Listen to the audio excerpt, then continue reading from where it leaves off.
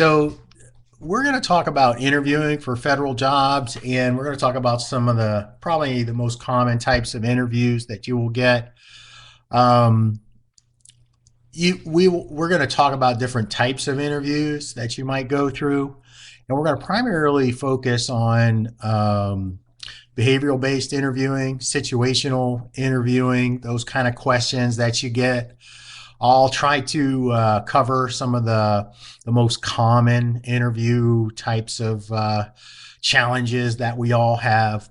We'll talk about different delivery methods, the types of questions that you might get, and what to do during the interview, and then some other tips. And that's not, we're not gonna we're not giving out any trade secrets here, but I have been in HR and recruiting and interviewing for over 20 years. So, and I have done a lot on both sides of the table. I have applied and interviewed for jobs, as well as been an interviewer and also trained and coached interviewers as well. So we'll go through that, and we will do that. I see a couple of you are wondering if the Q&A is working and sending me some messages. Yes, it's working, and I see your messages. So you can send your questions in as you see them. So let's get started, and we'll talk about a structured interview versus a hiring manager interview. And really, what we're talking about here is in both interviews, the candidates are asked the same questions typically, and usually given the same amount of time to respond. So when you have the different interviews, the difference being in a structured interview, the results are scored, and then in the hiring manager interview, the notes are not scored. And one thing to remember is when we are doing when everything is scored in an interview, then it becomes really a formal assessment. And that assessment needs to be valid, which means it's related to the job you're applying for.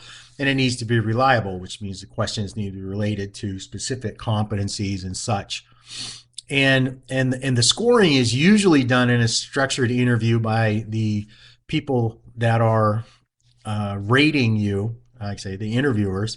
The raters reach a consensus, and they reach a consensus on that score. So if one person believes you got a 3 out of 4 and the other person thinks you got a 4 out of 4, then those two people need to sit down and decide what that score is going to be. In the hiring manager interview, it's just basically we're just trying to confirm the information that we got from you. We're asking you these questions, but we're not scoring those interviews. And the hiring manager interview is what the hiring manager will use for selection.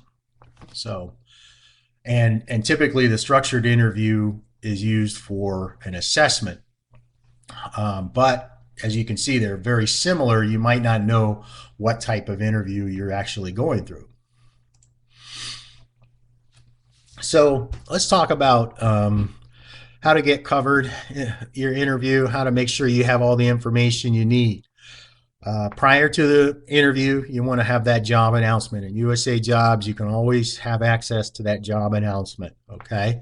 So print it, copy, save it, whatever you need to do so that you have it and that you've reviewed it and you understand what the responsibilities and duties of the job are, what the qualifications, knowledge, skills, and abilities and competencies related to the job. If there was a occupational questionnaire that you had to answer, you should have the results of that at least, or at least the questions, so that you'll know what type of competencies and skills and knowledge that they're going to be asking you about.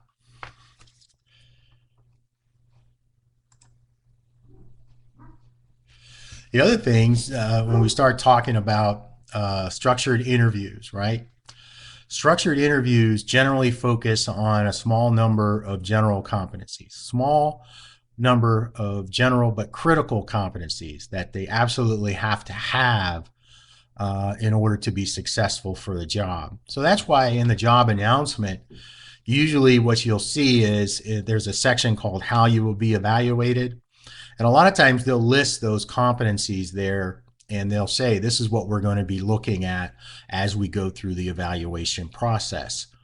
And so that helps you narrow down exactly what you could possibly be interviewed about, are those specific competencies. So you might have a highly specialized type of job or a leadership position, and they might cover a little bit more high specific competencies, technical competencies, leadership competencies, those type of things. So be prepared for that as well.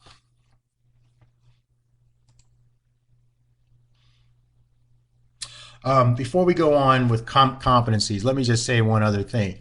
Another key point is when you get called to schedule the interview, and you can find out exactly how long the interview is or how many interviews you might have. So if an organization calls you and they say they want you to come in, you're going to have an hour-long interview with two people. Then you're gonna have a pretty standard interview, but they're not going to ask you 20 questions because they're probably not going to have that much time. So, you're probably going to have the number of questions they ask you might be in single digits. So just be prepared for that. If you're going to go through multiple interviews, then of course you're going to be asked more questions, more in depth, gathering more information, and so that's another way to kind of look at it. Um, I got called for an interview once, and it was a phone interview, and I thought it was really interesting because they said I will be asked 5 questions, and I'm going to be have 5 minutes to answer each question. So I pretty much knew exactly what I was going to do for that interview. All right, so what are competencies? I mean, competencies are defined in into a lot of things that we've already heard about, right? So we know what teamwork is generally, but there's a definition for that, the general competencies. We're going to take a look at those. Um, so we have teamwork, communication, how you communicate, your interpersonal skills, whether or not we get along with others, and our problem solving. So those are kind of a general competencies, right? The things that generally almost every job has these competencies. Now, some other competencies maybe for leadership positions, such as influencing and negotiating. I mean, that's probably a pretty key skill if you are going to be, a manager or an executive. Leading change, because of course we're always going through change in the federal government as well as the private sector. Team building.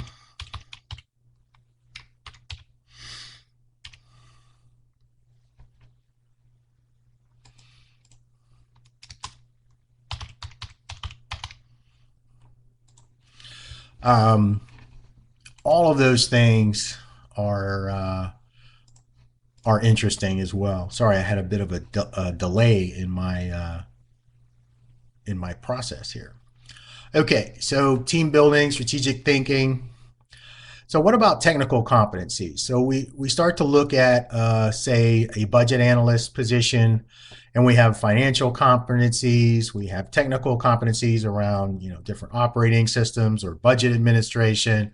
All of these things, usually what you'll see in the job announcement in the how you'll be evaluated section is what these technical competencies or general competencies are going to be looked at. How about technical competencies for an IT specialist? So we have networks, performance monitoring, knowledge of application and systems programming and analysis. So these are all specific competencies that are related to specific occupations. So before we get out of the competencies, let me see what I can do.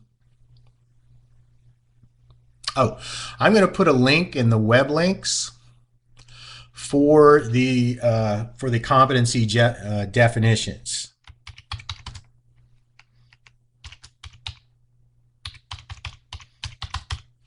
Okay. So you'll see that up here in the web links. It's number 2, OPM competencies. And if you pop that open, what you'll do is you're going to get definitions of those competencies. And where we're going to see these competencies is when we start looking at these structured interviews. And we start looking at the structured interviews, and we're going to see that the question we ask is going to be directly related to the competency. And we're going to have a definition for the competency, and then we're going to have the question. We're going to dive deep into this. So we're going to see that. How about different delivery methods when we look at interviews? I already told you I had a phone interview, it was a structured interview. Nowadays, we're all online and we're doing Zoom calls and Microsoft Teams and all kinds of video things, FaceTime. So that's another one, and we can do that. Hopefully, we'll get back to in person as well. But all of these are fair game, and agencies use these for different reasons. I think the obvious reason for having a telephone or an online video call is obvious because of the current pandemic. But as things get better, which they will, we're going to probably go back to in-person interviews. And there's all kinds of different ways to do that, and all of them are valid, right? All of them work. Coming to the things you might have to look at, and we'll talk about a little bit more, but in person, how you are carrying yourself, into the interview, how you present yourself in person is very important. On the telephone, it's often difficult to express, your enthusiasm, your energy. So we have to make sure that we are expressing ourselves on the telephone when somebody can't see you. Some of the things you might want to think about on the telephone, especially, is how you come across. Think about if I tuck my head down and I look down at my chest, the tone of my voice. I'm kind of looking at my keyboard now. The tone of my voice changes, and it's kind of hard to breathe actually. But if I lift my head up and I'm looking forward and I'm sitting up straight, and I'm a hand talker, right? So I'm hands free.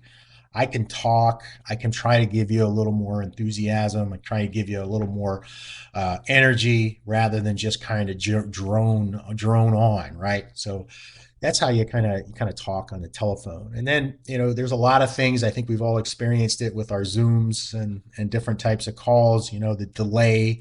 You have the delay in the sound. The video and the sound doesn't match up, or the lighting is not the great, or that not that great, or we don't really have a great place to have a video call because maybe we have kind of some plain backgrounds and things like that. So we can use the incorporated backgrounds. We can use maybe a little better microphone if we have something that we could utilize.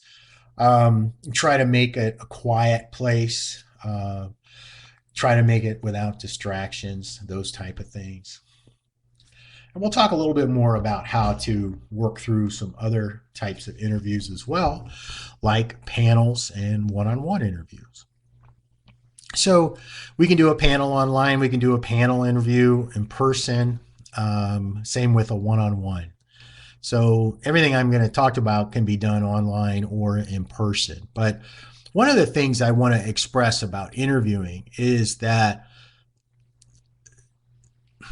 my experience over 20 years is that overwhelming majority of interviewers, including myself, want people to be successful because we want to have somebody that we can hire. We want great people to come in. So don't look at interviews as something that's designed to trip you up. What we're trying to do is get you to talk to specific competencies and give us your experience and talk about your qualifications. So when you're in front of a panel interviews are great from an interviewing perspective because then we can actually manage the interview a lot better. So our raters, our people that are doing interviewing, we can manage them, come to a consensus. It makes the interview a lot more fair, makes the competition a lot more open. One-on-one interviews are fine, but a panel interview is anytime where you interview with more than one person, then you're doing a panel interview, and they're not there to trip you up. They're there so that we can rate you in the best way possible. In a one-on-one interview, an agency just might not have enough staff to interview everybody in a panel interview. So one-on-one is what they have to do. Either way, you want to make sure when you are in an interview, you are professional. You're sticking to the point. You are looking people in the eye, even as best as you can on the online interview. You're going to have to look people in the camera. So that's another way to do that, and that brings the appearance or effect of looking people in the eye when you look directly into the camera. So we'll talk more about interviews as well. Let's talk about the types of questions, because that is something that we have a lot of information here to get through. And so there's a couple different types of questions when we talk about structured interviews. Behavioral questions, which draw from your actual behavior during past experiences. Okay, so probably all had those questions. Tell me about a time when you had a project due and something happened to jeopardize the deadline. Tell me about a time when you had conflict on a team and you had to resolve it. Tell me about a time where you got a project and you had to learn something new.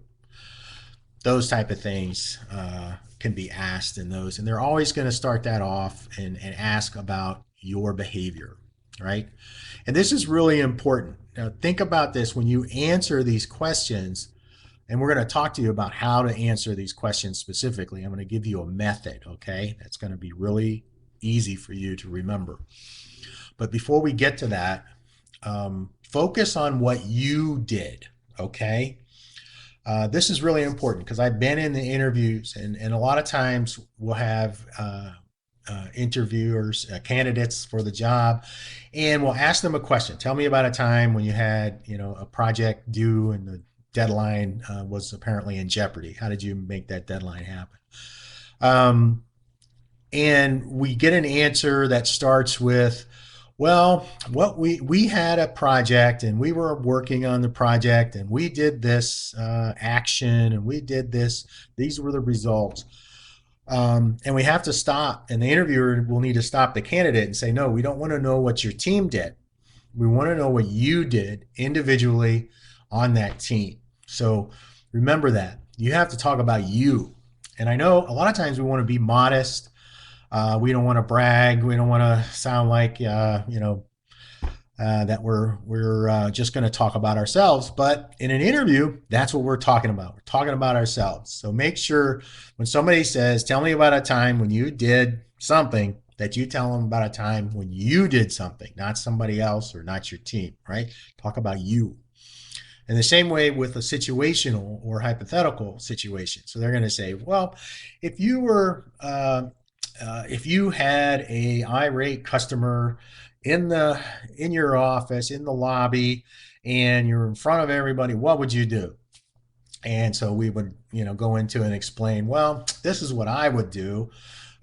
First, I would apologize for any inconvenience, and I would recognize that they were, that they needed help and that I was here to help them. Kind of go through, in my case, I'm going through kind of a general customer service type of advice, but, we're asking about hypothetical. Now, you may have actually been in that situation and you have a perfect example. Go with it, but provide it in a hypothetical manner. Well, what I would do, and this might have actually happened to you, but you can go just stick with whatever they ask you. If they're asking you behavioral, tell me about a specific time. Give them that time that you did it. Situational, stay hypothetical, right? Also, the resume. Make sure you know what's on your resume. I know some of us like to use resume services that write our resume, and there's nothing wrong with that. But make sure you know what's on your resume, because that can be a question. Tell me about this. Tell me about this accomplishment. Tell me about how you improved this process here by 25%. So make sure that you understand your resume. All right, getting to know you questions. What is your greatest strength and what is your greatest weakness, right? We get that question a lot. So I have a little bit of advice on that. Um, the strengths and weaknesses questions are always interesting. The advice, I believe, when I first started looking at this was, try to make your weakness positive. Try to make, spin the negative into the positive. Very vague kind of stuff. So very vague advice. So here's what I think when we look at these questions. Um, when we talk about strengths are something that we maximize, right? Strengths that we have inherently are things that bubble up and that we do as a matter of course, because that's our strength, right? So if my strength is, managing data on spreadsheets and cleaning that data up and making charts and graphs and briefing people on the results and the data and all that good stuff, and I'm really, this is just what I love to do. I'm going to talk about that. I'm going to talk about that's I'm really good at this, and I really love to do it.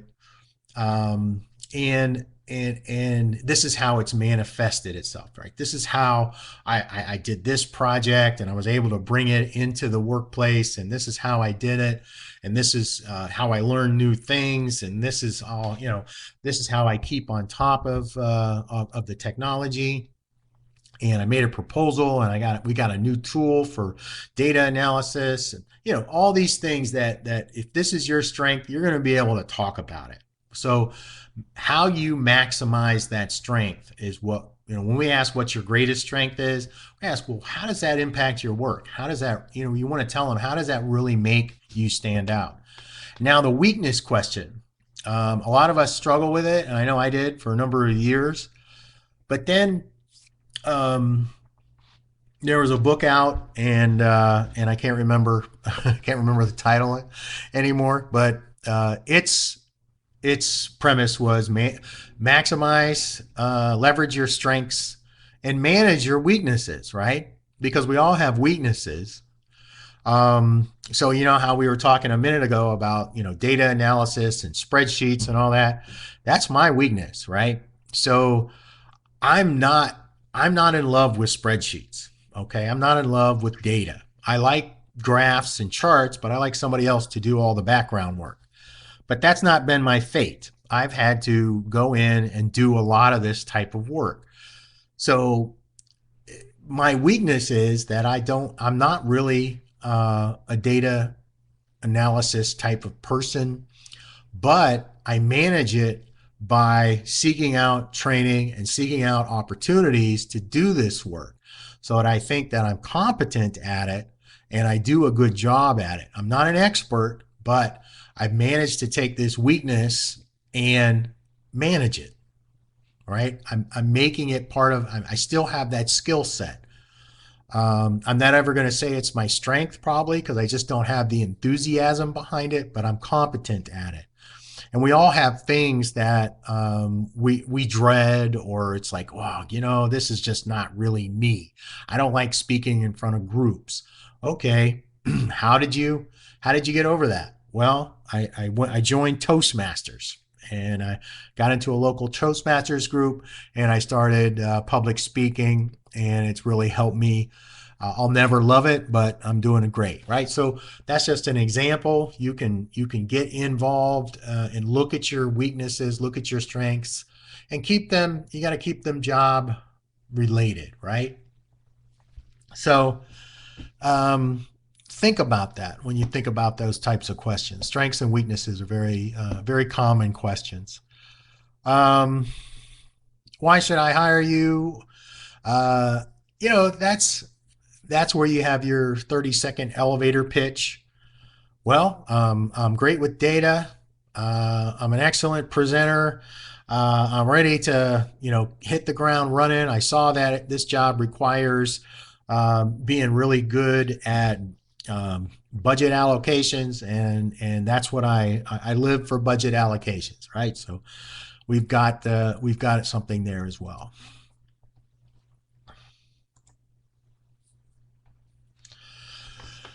When people ask us, tell me about yourself, again, keep the responses job related. Focus on what they're looking for in the job announcement. Practice this. Anticipate this question, because it's very common. It's just sometimes it's just they're not even rating it. They're just asking you just to get you comfortable and get you talking and get the conversation moving. Right? It's really just kind of a get to know you question. But what you might want to do is make sure that you have something in your head already to answer this question. I need to get a drink of water while we look at this beautiful slide. Okay. So, remember I told you I was going to tell you how to respond to behavioral based questions. And this is the STAR model. And you can use this for a lot of different things, right? Not just interviews. So the situation or task, right? So let's go down the list here real quick and I'll just pop out a question. Tell me about a time you had to deal with conflict on a team. So we have the situation or task. So I'm going to provide the context, and I'm going to say, well, we had a project team, and there was a person on the team who was always late to the meetings and always late with their work when we had deliverables. And now the action part of it, describe exactly what I did. Well, I met with them individually, and I asked them, was there any help that they needed, or anything that we could do to help them, carry the workload on the team, because we noticed that, a lot of things were late and it was causing delays. The result was that this person had told me, right? And so they told me that, they had 5 other projects and it was really difficult for them to juggle all of the work. So I said, "Oh, we didn't know that. Is there a way that we could adjust the workload on our project so that you could focus on some other priorities?" And we were able to do that and provide, and get the work on time, shift it over to somebody else who had more bandwidth, and the project was fine and conflict was resolved. So situation or task, right? We had somebody who was late with work. The action, we talked to them, found out what the problem was, offered to help, and the result was we were able to resolve it and shift some work around the team. So that is the STAR model. So when you're provided, and we're going to have some specific examples of this, we're going to go through several. This can also be used when you want to write for your resume. Okay. So let's say there's a piece of, an item of a qualification or specialized experience listed in the job announcement, and you're like, wow, I've done that before.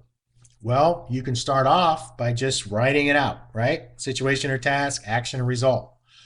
And then you can edit it and get it into a format where, it would fit on your resume. So it's a great way to organize your thoughts. Okay, let's take a look. And we have our competency. I'm going to get out my little blue arrow again. Or I guess there it is.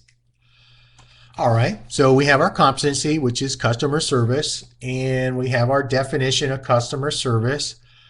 Works with clients, customers to assess their needs, provide information or assistance, resolve their problems, or satisfy expectations.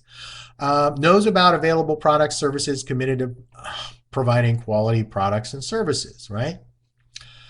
And the question is, tell me about a challenging customer service experience. Okay. A couple follow-up questions. Who was involved? The actions you took, the result, right? Okay, here's our answer.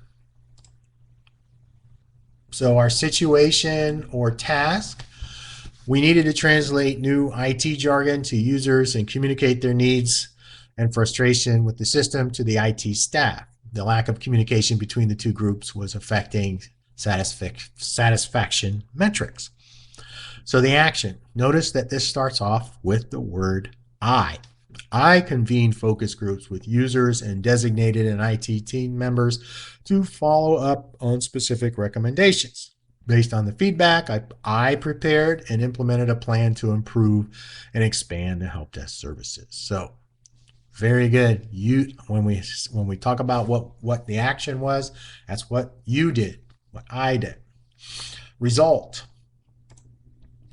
Users gained a better understanding of the IT system and new lines of communication were established between IT staff system users. End result was service calls decreased by 15%, satisfaction rates improved by 20%. All right, so there you go. Situation, task, action, result. Let's look at another example. Our competency is teamwork. Teamwork encourages and facilitates cooperation, pride, trust, and group identity, fosters commitment and team spirit, works with others to achieve goals. Okay, here's our question. Describe a situation where you worked collaboratively with others to accomplish a goal. Describe the goal, your role on the team, and the result.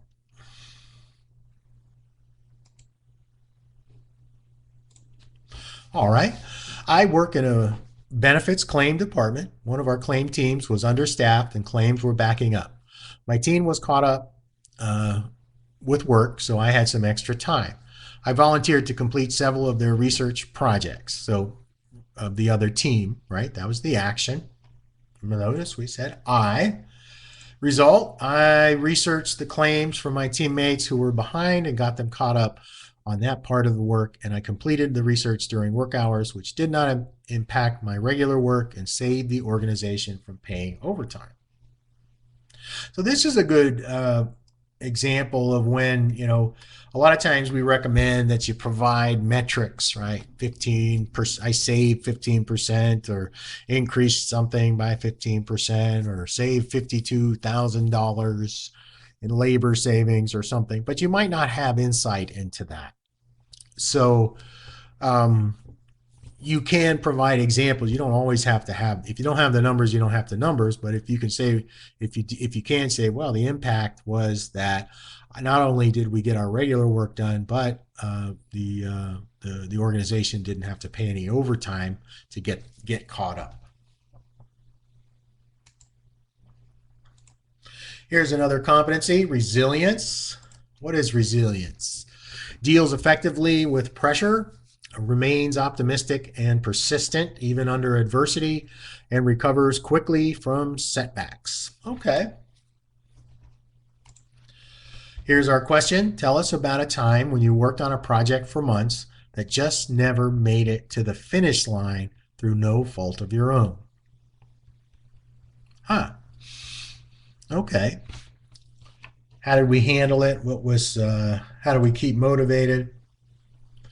Here's our answer. Situation. I developed new training for one of our customers. The approval process took a long time, so the customer decided to use another company. My supervisor told me the quality of the training was good and to adapt the content for other customers. Okay, and we have liberal use of the word I in this. I adapted the training to suit other potential customers and prepared a new proposal for those prospective customers. Once I sent the proposal, I followed up with the customers and asked if they had any questions. We did not secure, let me move my little arrow, the result. We did not secure the initial customer, but I was able to offer the training to 2 other organizations I trained 400 employees in a 6-month period. So I was confident the training was needed and worked hard to find other customers. So we have that situation, action, and result, and that worked out very well. Here's an example for leadership: influences, motivates, challenges others, adapts leadership styles to a variety of situations. Describe a situation in which you led a group to accomplish its goal. What was the project? Who were the team members? What actions did you take? And what were the results? Okay, so you notice, this could be any of us. If we ever were the project lead on anything, we could use an example here. And we have our situation or task. Let's see. My organization lacked a formal and strategic approach to managing its web assets. And my vision was to revamp the way we approached web management activities and develop an integrated approach. My program officials strongly resisted my efforts to consolidate web management because they feared giving up the existing approach would cause them to lose control of their resources. Okay. Common. That's very common. Change is always upsetting. To overcome resistance from senior leaders, I met with them individually and in groups and championed the integrated approach. I demonstrated how the current approach was highly duplicative and inefficient and hampering progress in advancing its mission and meeting customers' needs. So good use of the word I. And the result, as a result of these efforts, the corporate approach to web management was prominently featured in my organization's strategic plan, making it one of the company's top priorities over the next 5 years. Progress in implementing the new plan has made the website more dynamic and more responsive, and is now widely used by customers. So a very good example of leading a team. And let's go back to that real quick. So describe a situation where you led a group to accomplish its goals. And you look here, she led her organization to accomplish this goal of developing an integrative approach to web management. So it was a very good response. So when we talk about behavior-based responses, we want to avoid the following types of responses, right? Opinions, right? We don't want to provide opinions. We want to provide a fact. Just the facts, right? We don't want to have, well, this is what I ought to have done, or this is what I was thinking of doing, but then this is what I did. No, just say, this was the situation, this is what the action I took, and this was the result. We don't want to have theoretical or hypothetical type of answers. We're going to save that for when we get a situational question, right? Well, that's never really happened. So I've never done anything like that, but this is what I would do. So if you've never done something like that, like if you can't think of an example, you're best probably just saying, that's never happened to me. I've never had that happen. Can we go, do you have another question or something like that? Because it's going to be more difficult. If you make something up, you're going to come out vague or theoretical, and it's not going to answer the question.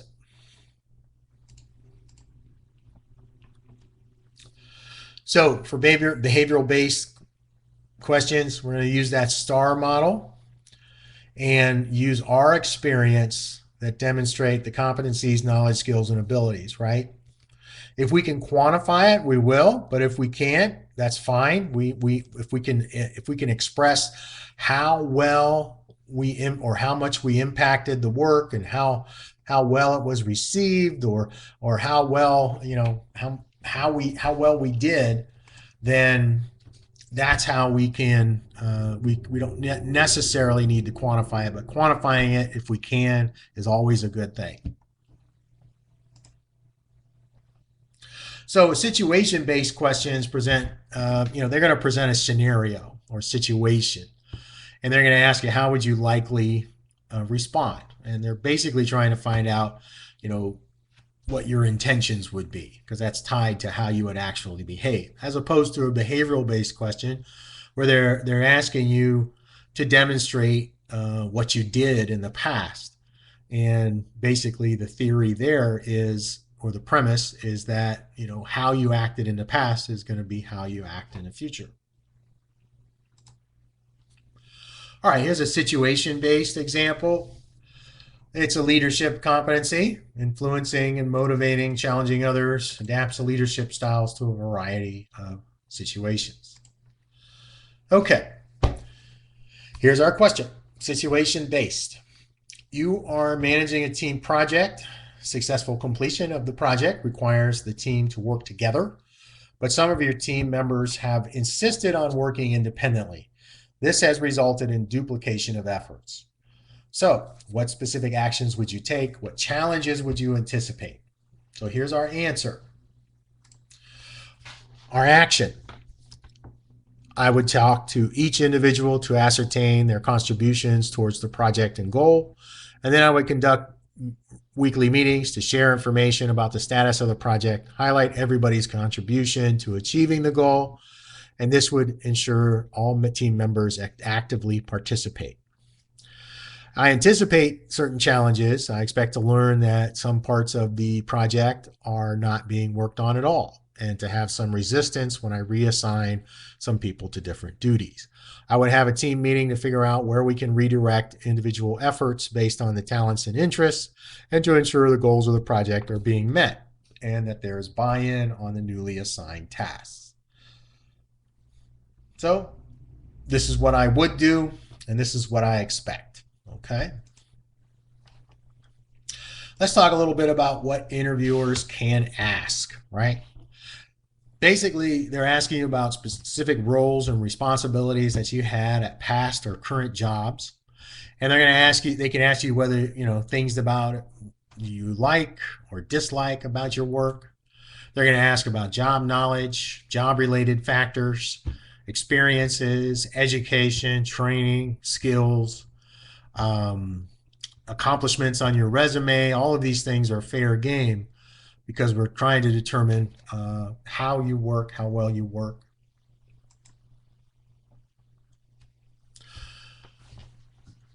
Oh. So let's, the questions that the interviewers ask are job related, okay? And should never be anything about your personal life, okay?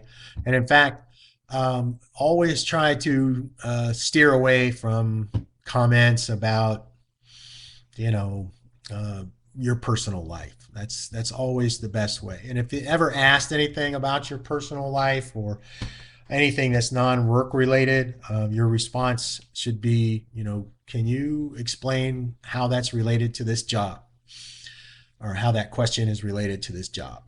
And that should get everything back in the right direction. So, all right, schedule your interview. If they call you up for an interview, most of the time it's a call, sometimes it's an email. Be flexible, okay? If you are looking for a job, okay, remember, you need to be the flexible one. You need to make this happen, because the agency or the organization that's calling you wants to get you in usually as soon as they can. And if you just have the killer, calendar, then, or it's a bad time of year, because, you always go through this period where everything's, going crazy at work. Maybe it's tax season or something like that. Then you need to rethink. You need to think about how you're going to get to these interviews. How are you going to schedule those? What's the best way for you to do that and maintain some flexibility, right? I don't have any direct advice on that. I'm just saying, make sure that if you're applying for jobs and you expect that you're going to get called for an interview, that you might need to start looking ahead of time, because they're not going to want to have you come in next month. They're probably going to want to have you come in at least next week, right? Think about that. So always make sure that your resume and your application has your current contact information. Always make sure that you're answering your phone, Nothing worse than phone tag.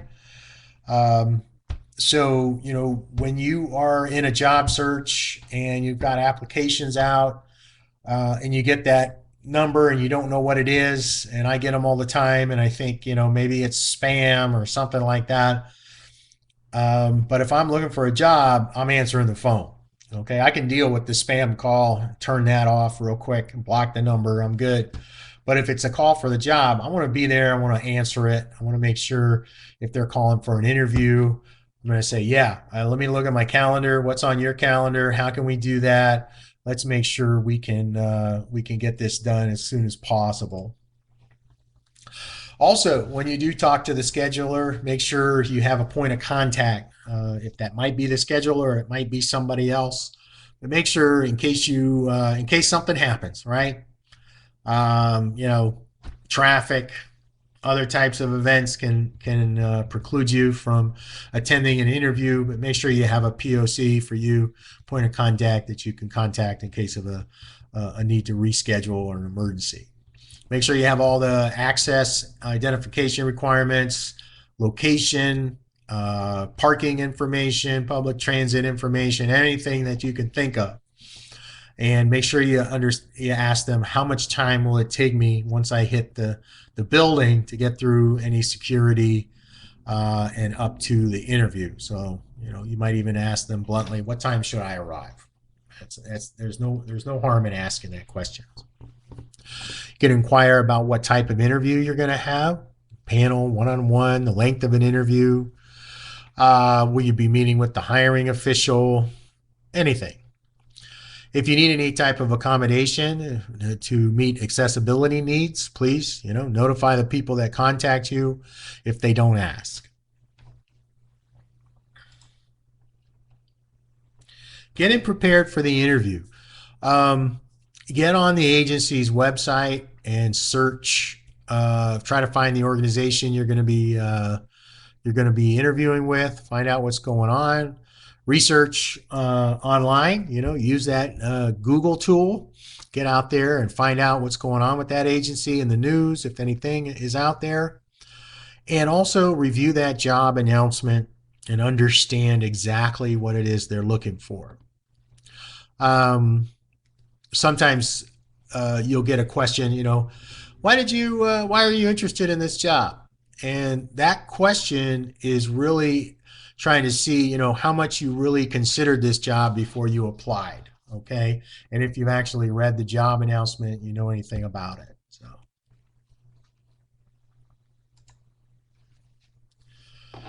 preparing for the interview.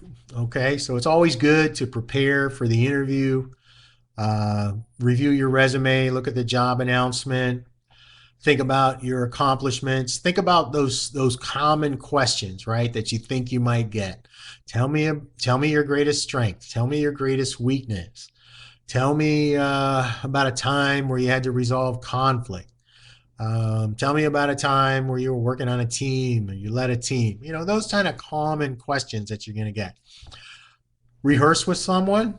If you have access to a job center and there's employment specialists there, or a career center at the local college, or even just someone who will help you. You can rehearse some questions and see how that goes. If you're going to have a virtual interview, make sure you test links and access. Make sure your camera is set up correctly, your microphone is working, all of those things.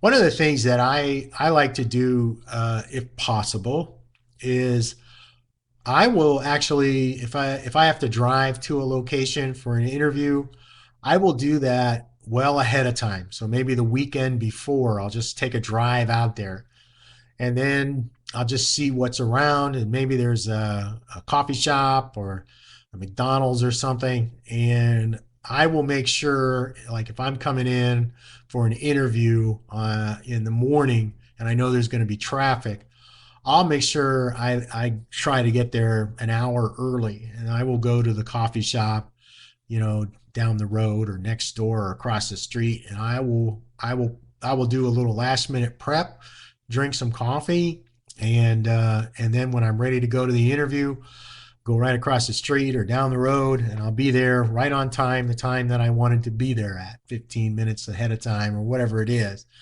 Um, I'm always making sure that I'm never late for those interviews, right? Day of the interview, right? Dress appropriately, right? Um, Sometimes you can ask, I mean, depending on what you see, but usually for an interview, our business dress, whatever that is usually acceptable.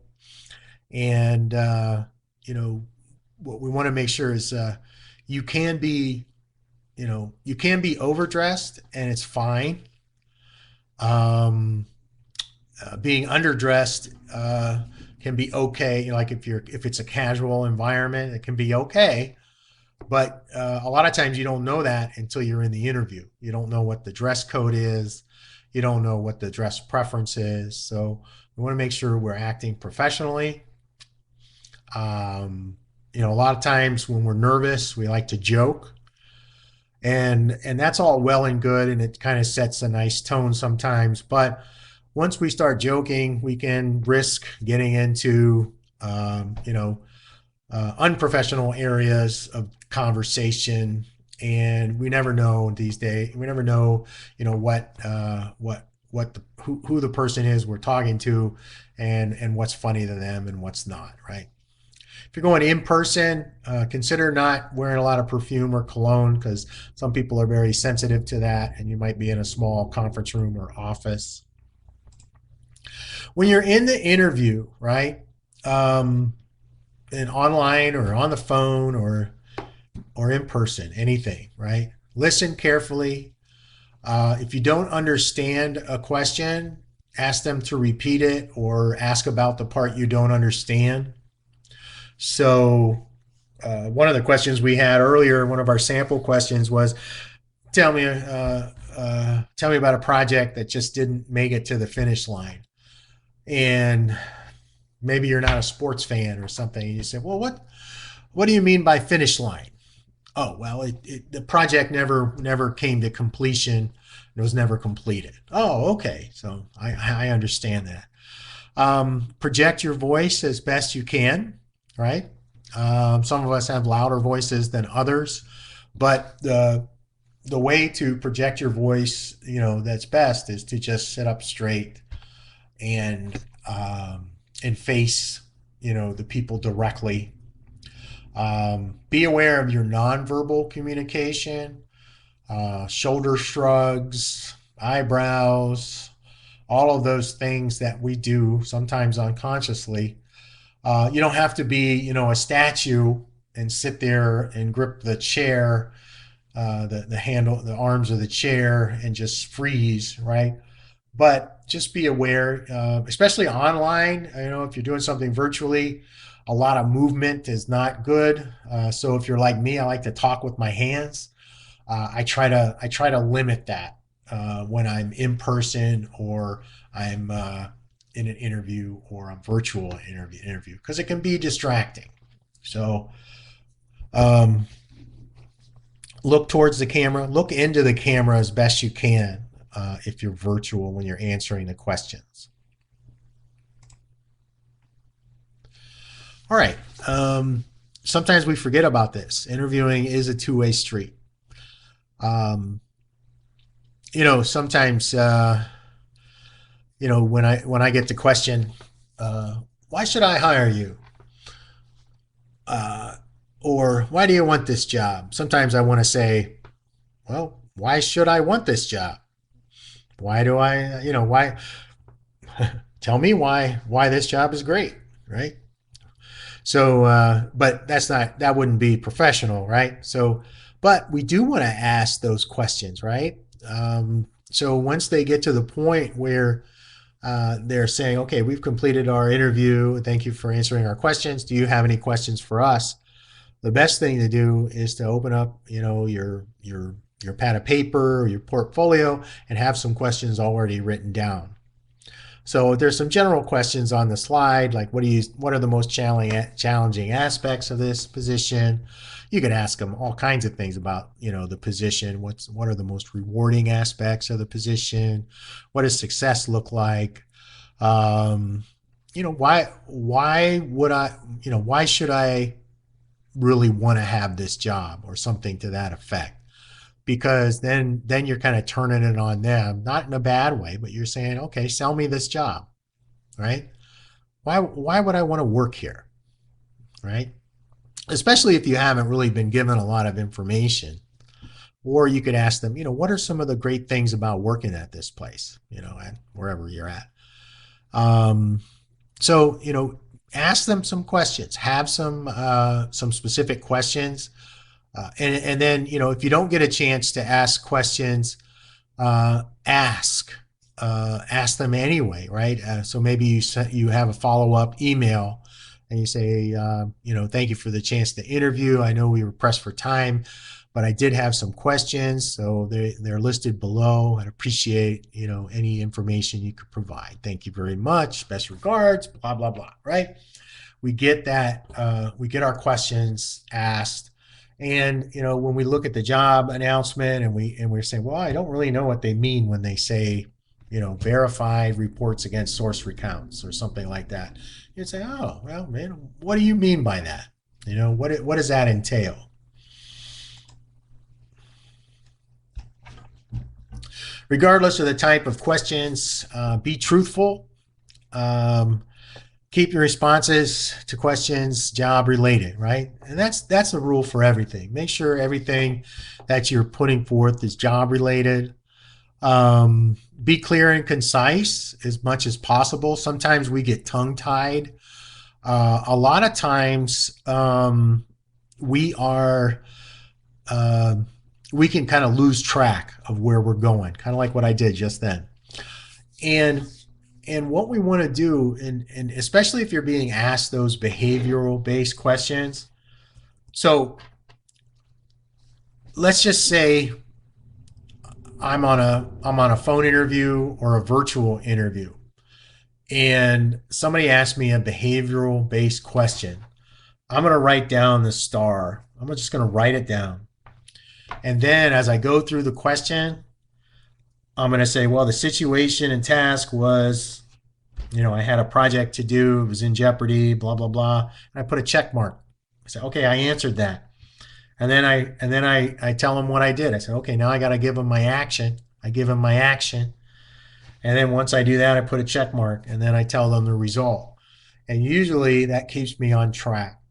And a method that I have of keeping track of that while I'm in an in-person interview is usually I have my hands in my lap, on my maybe on the tops of my legs, right? Just sitting there, nice and straight, talking to everybody. And they ask me that behavioral-based question, and so I press one finger, and that's my situation and task, into my leg, and I tell them my situation or task, and then I go to the next finger, and I'm telling them my action, and then I press in with my other finger, and that is the result, and that just keeps me on track. And then if I feel like I'm talking too much, or I'm providing, maybe I might start straying off, and that just keeps me focused, because I'm saying, okay, all I'm talking about is the action right now. I need to focus on what I did, and these are the things that I did. There was only three things I did. These are those three things. I got it out of my head. Now I can go on to the result. So that's why that STAR method is a great way to answer questions when they ask you those behavioral based questions, right? And try to be as positive as possible. But also be aware that sometimes things aren't great. There's reasons why we look for jobs. So try to be as positive as you can about how you're looking for change or new things, and how you are being, and how you excited you are about the job that you're interviewing for. Listen carefully to each question. Ask for clarity.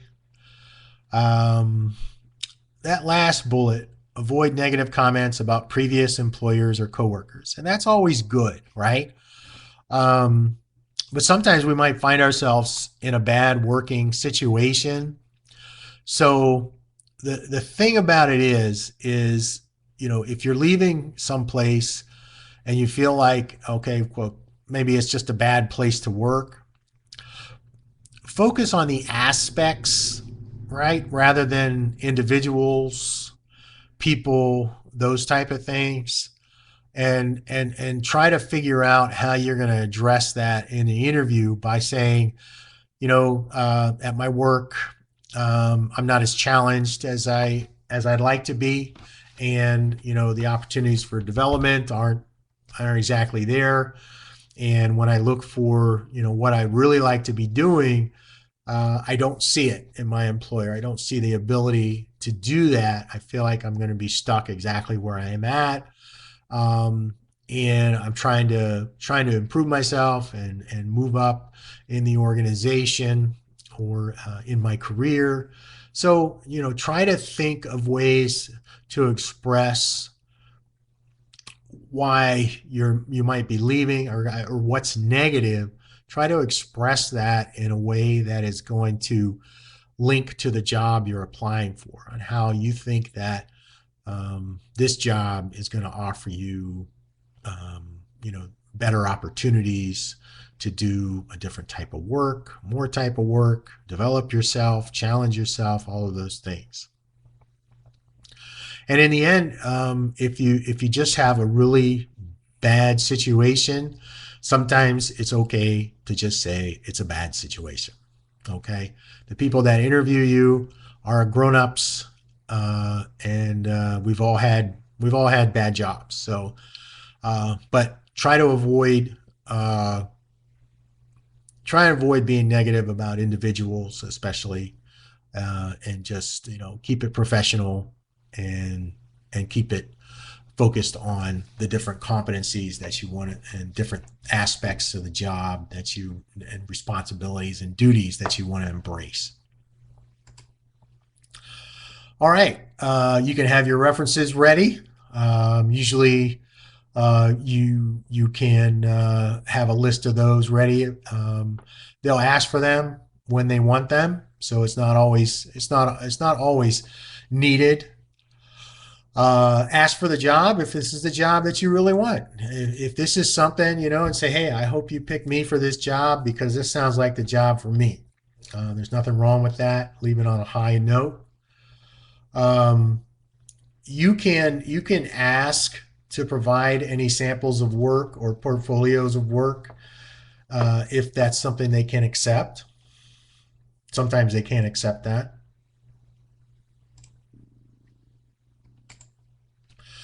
A lot of times too, it's good. This first bullet here, when we talk about after you leave, write notes on the interview. I call this a brain dump. Go back before you drive away in your car. If it's hot out, turn the air conditioning on, of course. But do a brain dump. Open up to a blank sheet of paper, and everything they told you about the job, write it down. Right. So if you asked them a bunch of questions and they told you a bunch of stuff, write it down so you don't forget. And then when you get home and you're going, well, they told me something I can't remember. And this way you just kind of everything they told you. Send a thank you. Um, Stay positive, even if you don't hear back, right? For a while. If they gave you a time frame, definitely follow up and see, try to see what the result was. Um, what you want to do is call them, follow up, um, and if you don't hear back from that, you probably aren't going to hear back from them. I mean, I'm sorry, I don't think that's the greatest way to treat candidates, but that's what happens a lot of times. So move on, apply for more jobs if you don't get selected.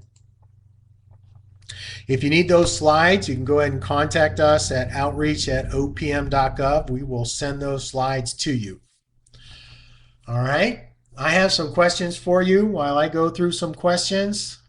Just hit the little radio buttons, little circles. And then at the bottom, there's a place where you can put in some comments. You just write it and hit enter. Let me go up to the top of the questions and I will go ahead and start answering them.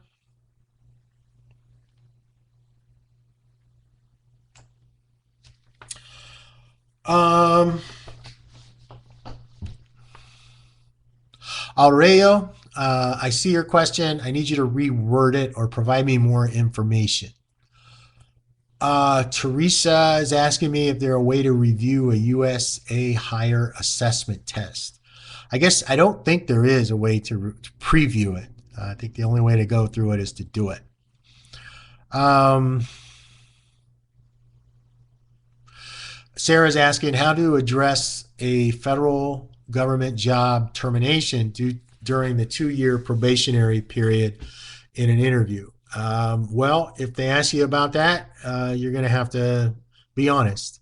I mean, that's all you can do.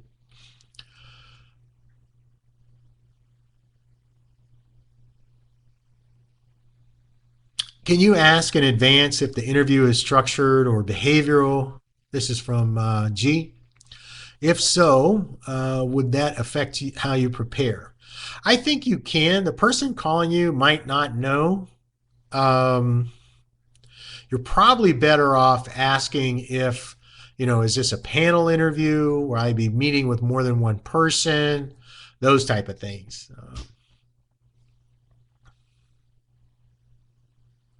Diane has a question. Who notifies you that you are selected for the job?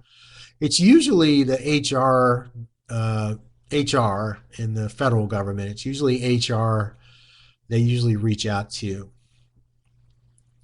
Emily has a question. Is it appropriate to ask which type of interview you're going to have ahead of time, structured or hiring manager? I think a better way to ask them would be like, am I going to meet with the hiring manager? And they'll tell you yes or no, and then you'll know.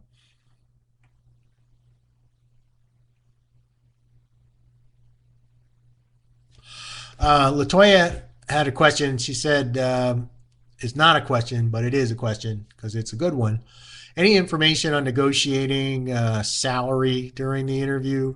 Usually in the interview, not so much a time to discuss salary. And in the federal process, salary is not, it's not the game that it is in the private sector.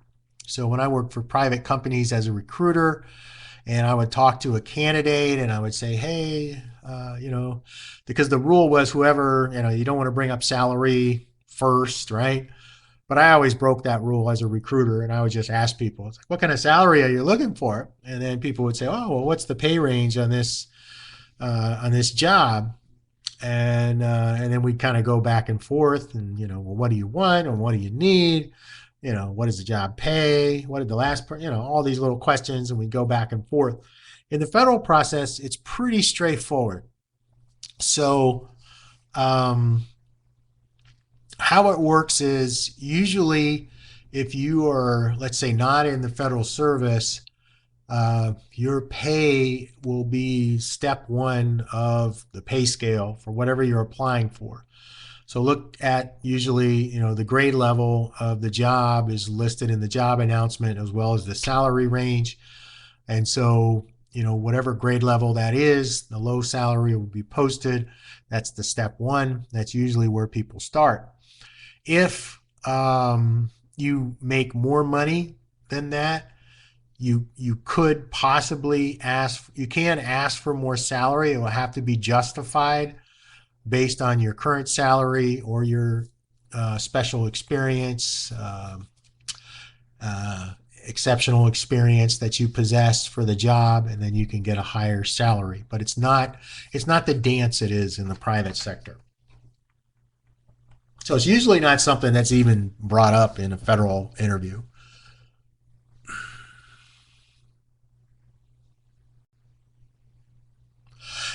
David has a question. How do you best respond to a question that you do not have a particular example for, especially if the interview is being scored?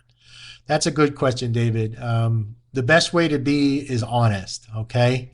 I don't have an example for that question, period. If you're just drawing a blank, that's never happened to you, then, that's fine. I mean, like I've been on my current team for a very long time and worked with the same people for a very long time.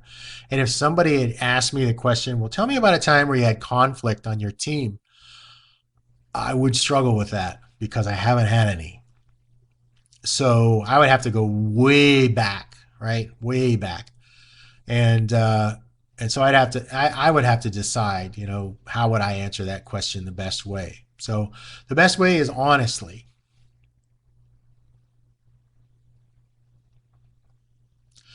Raj wants to know about the scoring process. Well, the scoring process in an interview is usually based on the competencies that are being evaluated, and they ask you for the question. They ask you the question, and then usually what they're looking at is based on the information that they're at the competency there. They're at whether or not you provided the star, whether or not the star answer, and then which competencies or which parts of the competency that you actually addressed. Like I'm trying to think of one of the competency definitions that we went through, like leadership competencies, influencing others and negotiating, things like that. Um, inspiring a group of people to do great things, those type of things, and how you actually did that, and that will be in there. You get more points the more complete your answer is. Got a question from Eleanor about recording this session because she came in late. I'm sorry you were late, but we don't record the session. So I'm sorry. We may be able to have that happen in the future. We're getting some new technology. Yay. So it might not happen. Diane has a question. Does the hiring manager contact the person's current employer before a decision is made? Um, Not always. Not always. So usually that's if they're going to contact the current employer, you get asked, is it okay if we contact your current employer or your current supervisor?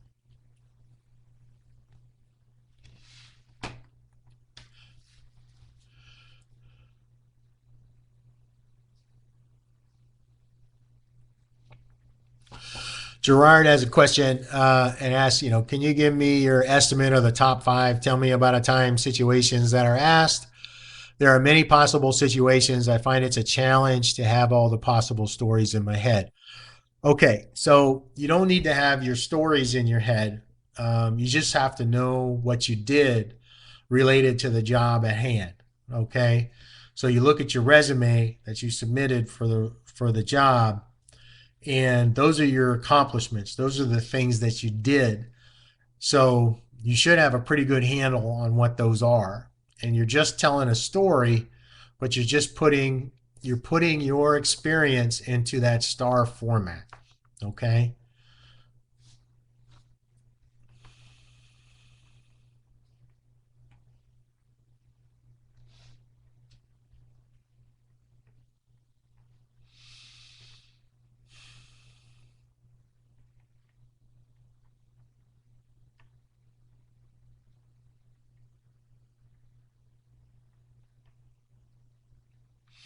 Yeah, I got a couple of folks that maybe came in late. The files are here if you need them. Go right ahead and download them.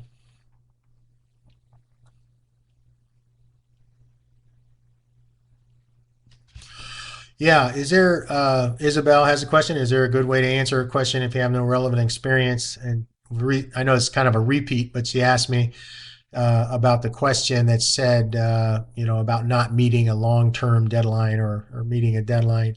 Yeah, if it's never happened to you, you're not going to have an example. So we just got to be honest about it.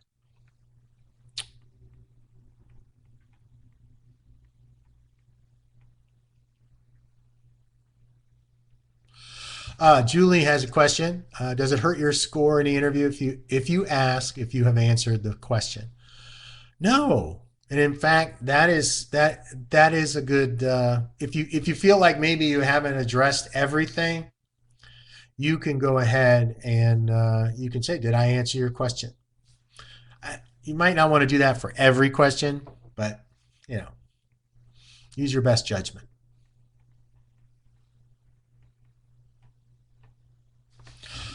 Okay. CP has a question. Not everybody is comfortable during an interview. Boy, don't I know it.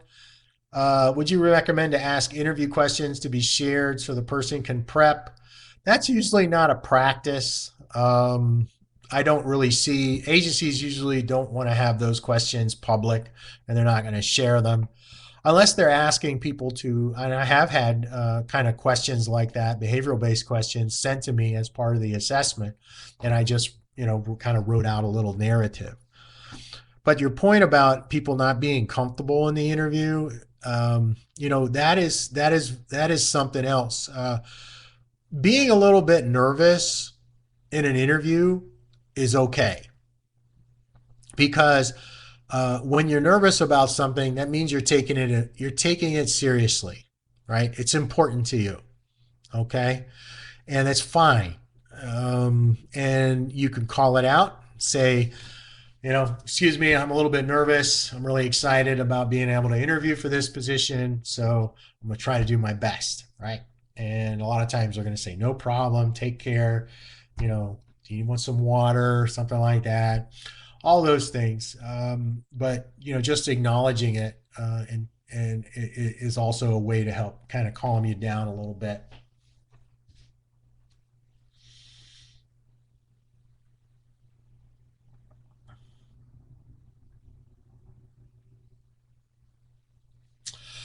Kelly has a question. Do you all ever host mock interviews for those wanting to practice for interviews? No, we don't typically do that uh, because of just conflict of interest. We can't give mock interviews to everybody. We don't have enough people or resources to do that. Um, you can check with local job centers like the employment offices, the state employment offices, or if local, college or community college, if you're attending there might be something there. And sometimes there are groups out there that are job search networking groups, which will have these type of services as well. But yeah, mock interviews are very useful, very useful.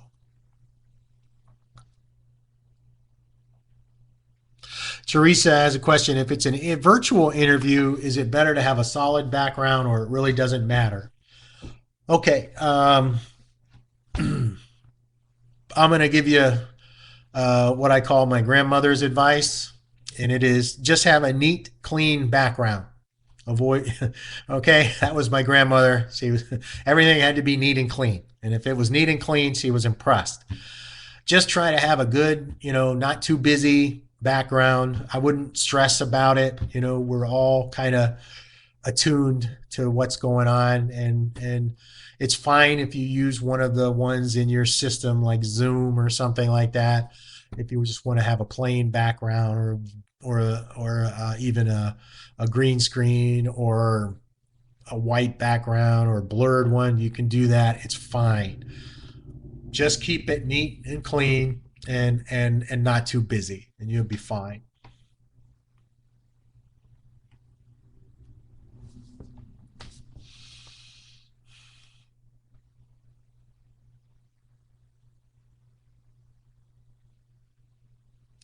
So David has a question, and he said, I'm just going to summarize it real quick because it's kind of long, but he just said sometimes the job announcements don't really apply or provide a lot of specific information about the actual job. So, how do I find out more about the actual job in the workplace? Well, your interview is a good place for that.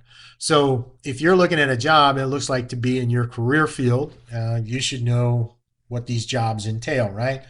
So, what you're going to do is you're going to kind of write down your questions. Well, are you working in this area or this area? Does this job do this or this? What can you tell me what the top 3 to 5 responsibilities of this job are? Um, you could also, ask them beforehand. You could send them, you could ask the person that calls you for the interview and say, hey, have you, is there someone I can ask more about this job, maybe get some more information about it before I come in, or should I wait till I come into the interview? Um, and that's how I would handle it. Kieran has a question. Is it appropriate to ask about dress code for the organization in advance? Yeah, perfectly acceptable. Um, you could ask, what type of dress would you prefer for the interview? Business, business casual, casual. Ty has a question. How many questions can you ask after the interview is over?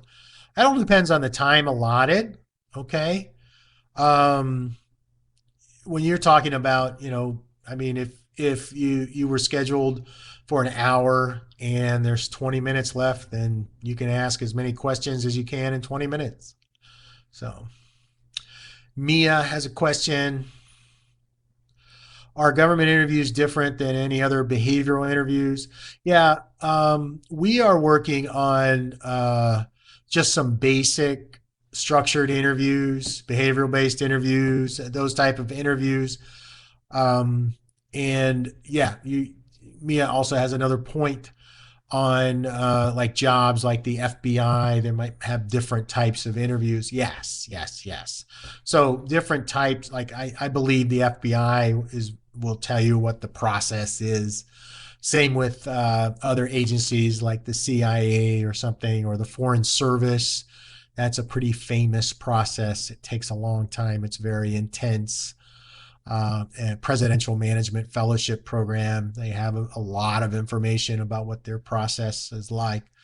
So yeah, there different agencies will have different processes. That's why I recommend if you're applying to a job in USA Jobs, you go into the how you will be evaluated section and find out exactly what those jobs, what they're going to evaluate you on. And sometimes they tell you what the interview process is like. Arlene has a question. What is the best way to prepare for panel interviews? Well, it's the same as any other interview, except you're going to have more people asking you questions. Um, really, just have in mind that it's fine. That these folks want you to succeed because then they don't have to do a lot of these panels. That they are ready, that they want you to answer the questions, the same way you would any other interview.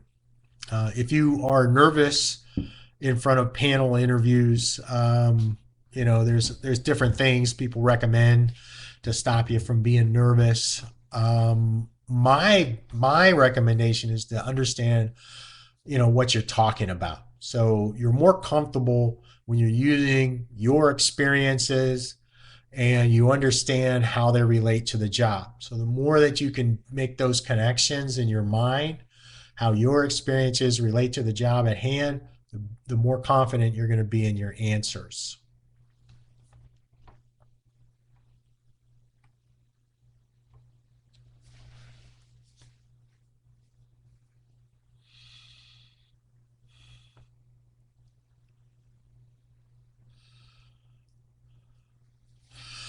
Um, Diane has a question. Do you recommend asking the interviewer if you would like feedback on how you performed in the interview, should they select someone else? You can get that information from the agency, I believe. Um, you can ask. You can always ask. Marjorie has a question. Were these sessions offered prior to the pandemic? Yes. We've been doing these type of presentations for many years.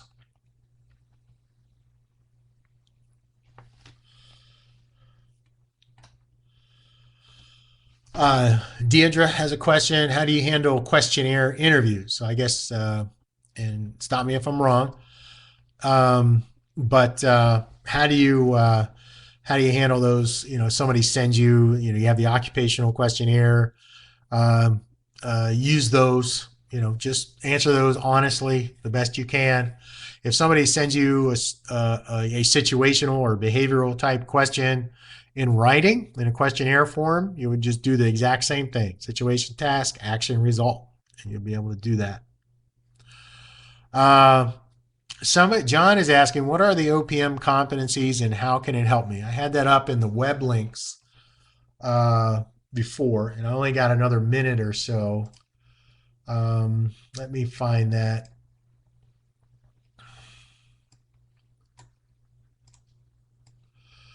So I have the web links here.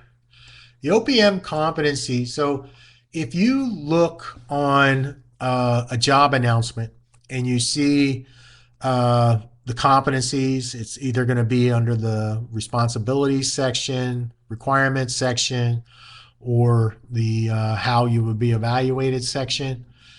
And you see the competencies that they say, well, we're going to evaluate on these 5 competencies. Go to OPM go to OPM competencies and look up the definitions of those competencies. Okay. So now what you can do is you can start thinking, well, how do these competencies relate to my experience? Okay. And then you could say, oh, yeah. I could probably give them an example for teamwork. I could probably give them an example on this area or that area.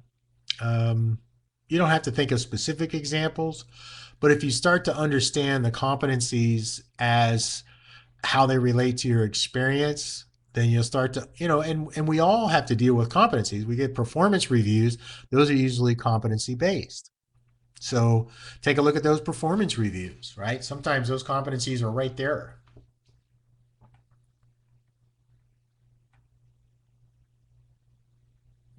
I'm getting a question on the email uh, for the slides. Hopefully, those folks are still here.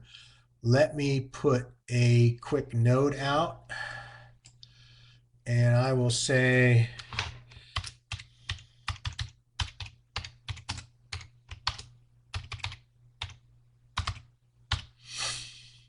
okay.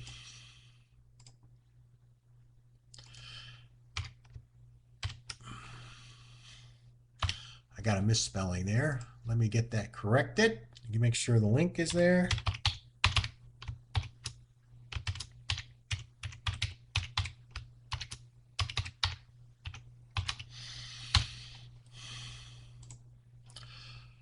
And there we go. So if you need the slides, please email outreach@opm.gov.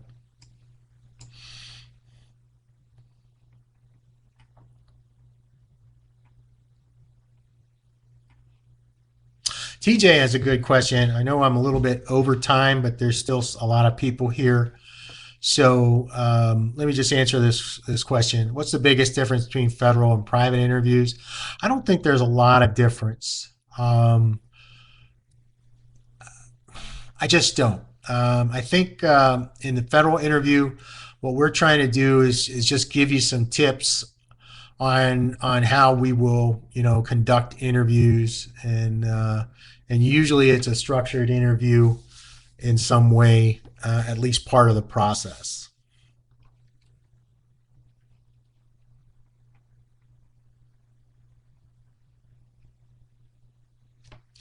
Denora has a question: keeping things professional and not personal. Should I avoid mentioning children or spouses in any case? Yes. Yeah, you don't want to, you want to keep things focused on your jobs that you've had, your work, the job that you're applying for.